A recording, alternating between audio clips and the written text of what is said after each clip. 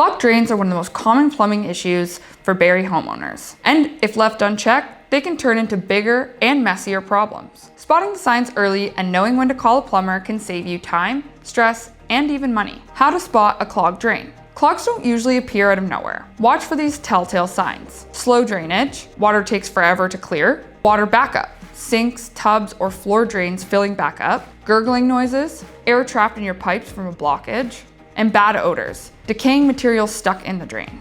Common causes: hair and soap scum in the bathroom drains, food scraps and grease in the kitchen, foreign objects or non-flushables accidentally sent down the pipes. DIY versus calling a pro. A plunger or store-bought cleaner might fix small clogs, but if the problem keeps coming back, it's time to call a professional. Repeated or stubborn clogs usually mean there's a bigger issue deeper in the system. Licensed plumbers have tools that go beyond plungers: drain snaking to clear blockages, hydrojetting to blast away buildup, sewer cameras to find the exact source of the problem. This ensures a real fix, not just a temporary solution. A little prevention goes a long way.